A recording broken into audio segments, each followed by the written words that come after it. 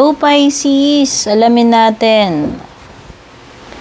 Anong paparating sa'yo ngayong September? So, ito yung overall reading mo. Pag-uusapan natin first week, second week, third week, and fourth week ng September mo. So, kung bago nga pala kayo dito, ako nga pala si Purple Teen. Kung hindi pa po kayo nakaka-subscribe, don't forget to subscribe and pakitap yung bell icon. Para na naman sa mga interesado sa personal reading, visit nyo lang yung aking Purple Teen Facebook page. Doon po kayo mag-send ng private message kung magbubook kayo or mag-i-inquire. Yung link at details, tignan nyo lang, nakalagay sa description below. Overall energy mo, Pisces, sa first week ay dogs, getting together with friends. So, yan, may gathering or may bonding. Get together ka with your mga tropa, kaibigan, BFF.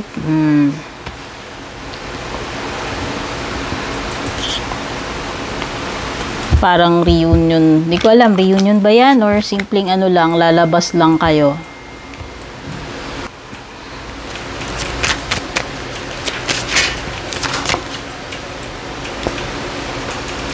At tignan naman natin pagdating sa career mo or kaperahan.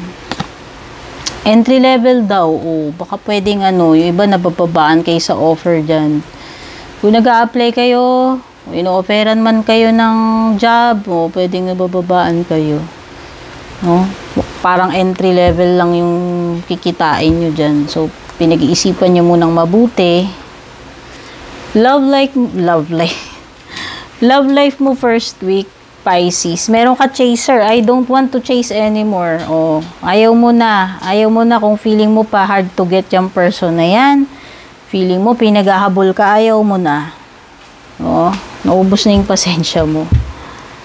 Naumay ka na sa kakahabol. Or na-realize mo na, no, na pinapahabol ka lang and ayaw mo na.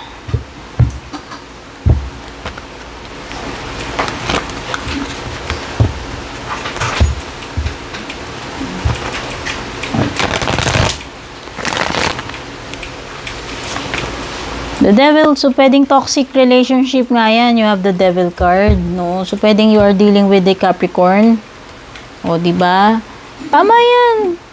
Mabuti nga yan kung na-realize mo na ayaw mo na maghabol eh.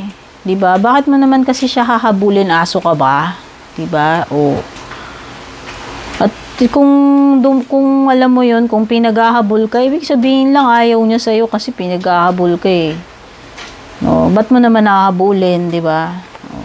Ayan yun, toxic relationship, bad company. Okay? So, kung about toxic relationship to, yun na yun. Nasolve na yung issue about habulan.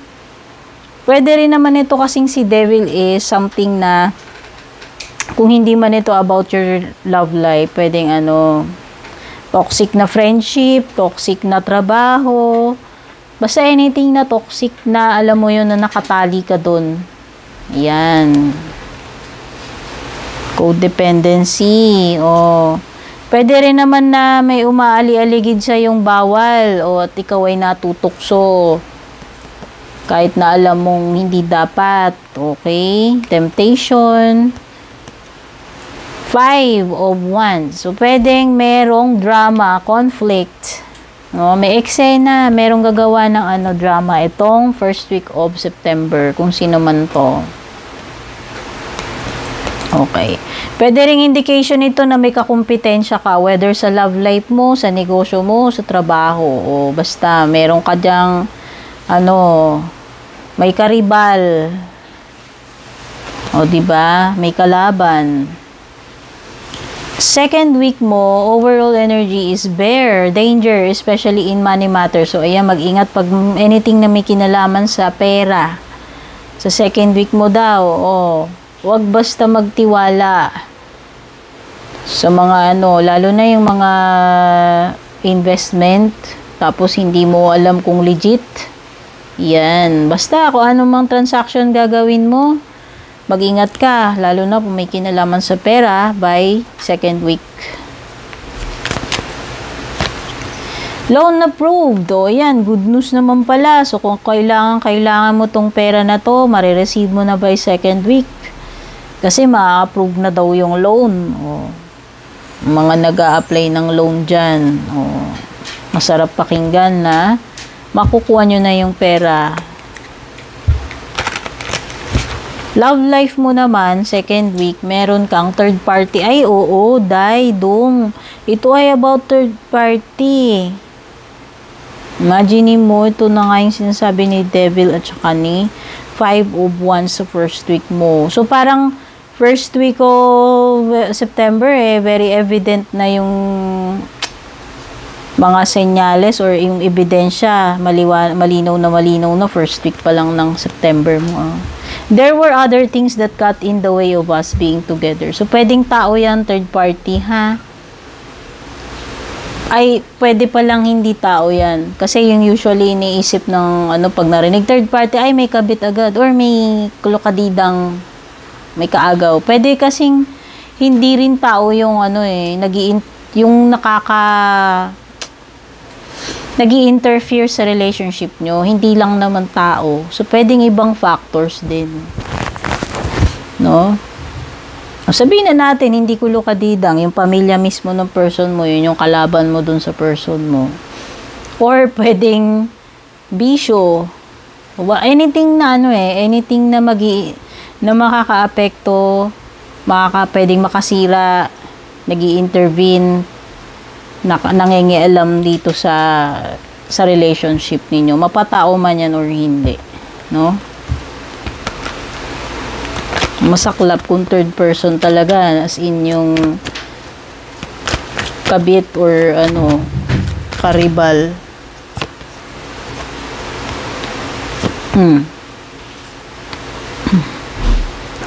So, pwedeng maging talk of the town ka, flavor of the month ng mga Marites itong second week of September. Ayan, Pwedeng masangkot ka sa scandal, intriga, kahihiyan, chismis. Yan. So, pwede ka ring alam mo yun, yung maraming maiinggit sa'yo or magiging ka dito, parang kaiinggitan ka or ikaw yung pagpipiestahan nila, whether sisiraan ka, ichichismis ka, pagtutulungan ka, intrigahin ka, or sisiraan ka, basta may kinalaman sa ganun. So, pwede rin itong may kinalaman about communication. So, kung may na-expect kang sulat, tawag, email, ito na yon, confirmation, no? Pwede rin merong travel, no? Baka naman may pagbabiyahe kang gagawin, may pupuntahan ka importante, second week of September, no? So, yan. Pwede rin ito indication na magiging very busy. Maraming activities. Or pwedeng merong mabibilis na pangyayari. No? Ayan. Mabilis Pag nakita mo yung 8 of Wands, mabilis bumubulusok siya So, yan. Yung mga binanggit ko. At meron ditong parang inaako niya yung mga bagay na hindi naman niya dapat saluhin. 10 of parang nagpapakabayani, nagpapakadakila, no, na yung mga hindi mo na dapat ginagawa para sa iba or hindi mo na obligasyon sinasalo mo pa. So, let them do their duties. Huwag mong gawin yung duty nila kasi kaya nga may duty sila Tapos gagawin mo. Di para pa nagka-duty sila kung ikaw rin naman yung gagawa. So yan. Kung hindi yan about yung pag-aako, pwedeng may kinalaman sa something na na-overwhelm ka dahil nabibigatan ka na, napapagod ka na, nahihirapan. Parang it seems kasi na ang bigat-bigat nung dinadala mo rito. Totoo naman yan na yan, 10 of Wands. So, pinipilit mong kayanin yan. Parang situation na nagpapakalakas ka, pinipilit mong kayanin kahit nahihirapan ka na, nabibigatan sa kalagayan mo. Okay? Third week, overall energy mo, Pisces, is fox, shrewdness, and resourcefulness, especially in business. So, pagiging wise sa pag-handle ng pera or kabuhayan o kung meron ka mang business daw. Tama yun. Kaya nga dito mag-ingat ka o di make transaction sa pera. Anything na may kinalaman sa pera. So dito sa facts mo is pagiging madiskarte, pagiging wise sa pera, pag-handle, pera or business, no? Pera career, you have selling, oh. Baka naman talagang likas sa'yo or may talent ka sa pagnenegosyo, pagtitinda, ayan. Baka gusto mong i-explore yan kung hindi mo pa nasusubukan. Kasi pwedeng ito yung magdadala sa'yo ng maraming pera, ng swerte. No? Baka maging successful ka dyan. So, pwedeng yung iba may bibilin kayo yung nagbebenta ng, may bibilin kayo, property o kung ano man, asset. Pwede rin naman na kayo yung nagtitinda, kung may produkto kayo or meron kayong property na ibebenta o kung ano man, ayan, no? May parang transaction dito ng bentahan. Third week of September mo. Love life mo naman, third week, meron kang holding back. I should have expressed myself better. So, pwedeng merong iba dito nanghihinayang sa opportunity na hindi nyo nasabi yung dapat nyong sabihin yun sa person na yan. Or, pwedeng meron kayong gustong sabihin pero you are holding back. Hindi mo sinasabi or hindi mo nasabi. Mas pinili mong hindi sabihin, no? Either dun sa dalawang binanggit ko.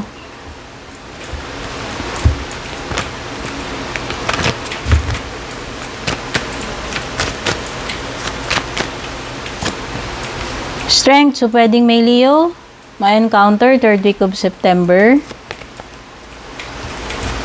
Okay, ang ibig sabihin lang nitong strength, labanan mo yung temptation, labanan mo lahat yung meron kang parang tinatry kontrolin, no? May holding back talaga, oh, ayan. Baka nga, ito yung mga feelings mo, emotions mo, or yung mga gusto mo sabihin na tinatry mong i-keep na lang sa sarili mo or pinipigilan mo yung sarili mo. Basta meron something about pagpipigil sa sarili. Or,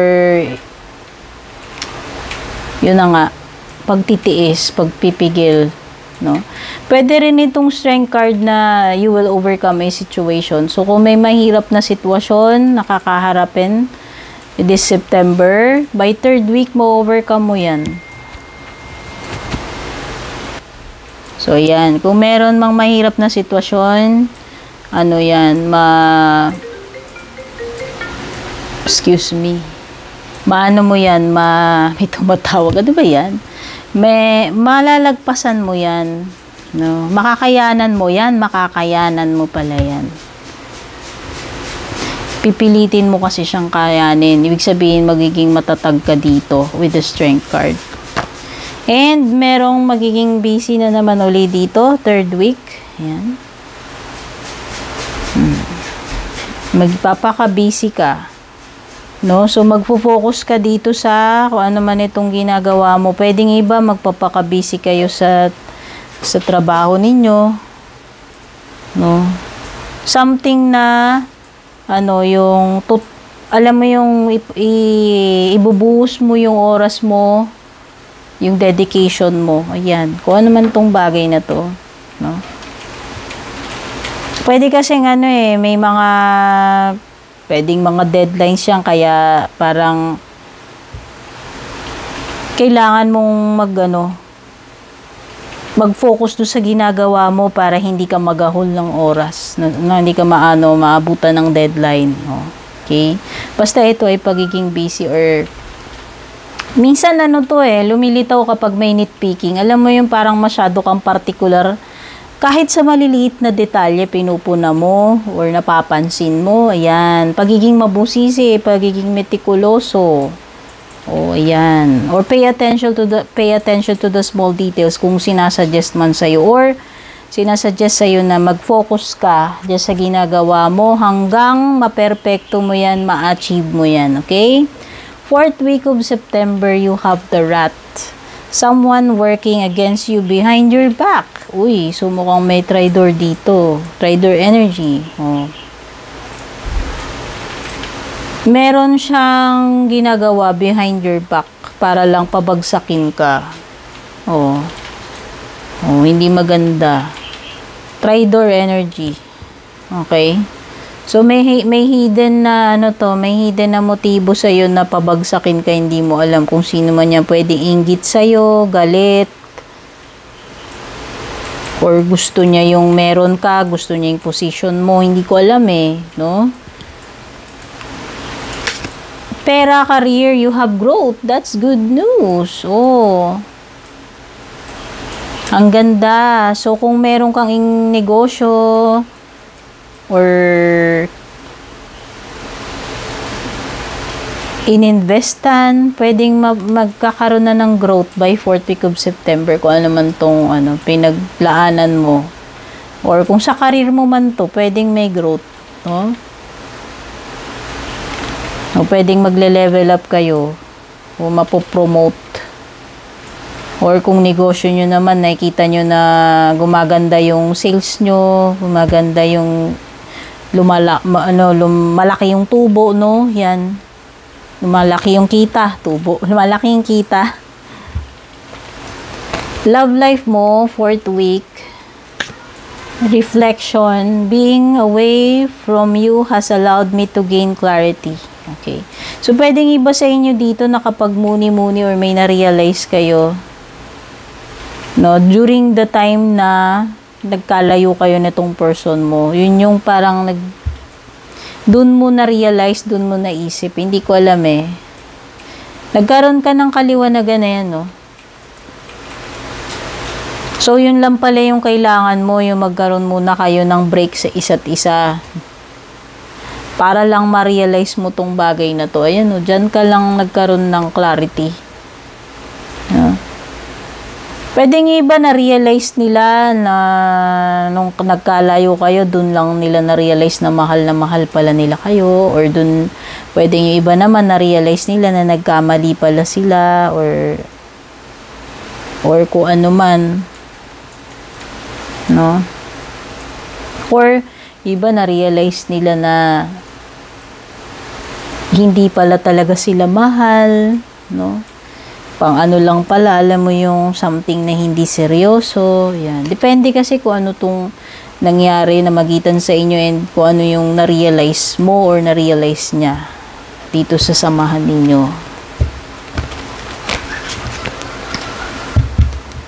Ang importante dyan ay nag-gain ka ng clarity. At least naging ngayon maliwanag na para sa'yo yung lahat-lahat.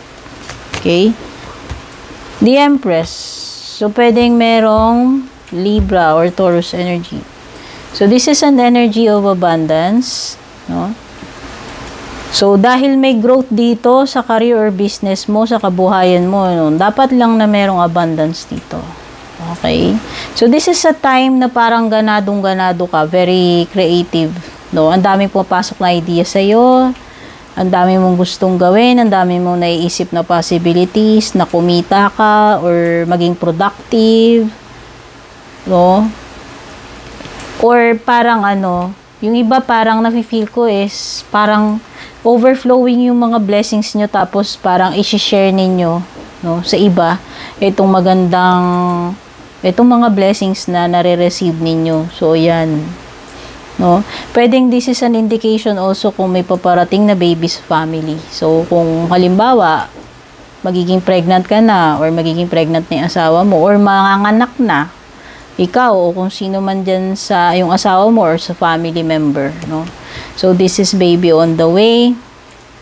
Pwede rin na indication ni Empress is nagbunga na or nagbubunga na yung mga pagsusumikap, pagtsatsaga, pagsisipag mo. So, ito ay pagbubunga. Resulta. Okay? O, ito nga, sabi ko sa'yo, nakikita ko na ibabalik mo yung mga blessings na natatanggap mo.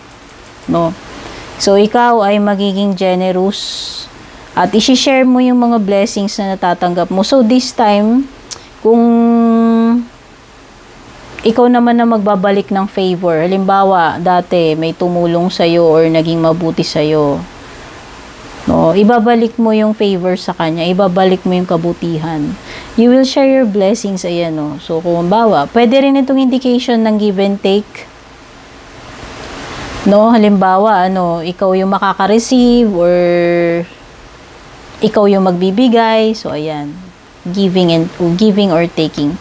Okay, Pisces, ito lahat yung mga energies na kuha ko. Anong paparating sa'yo ngayong September? Don't forget to like and share. Don't forget to subscribe. Take care and God bless.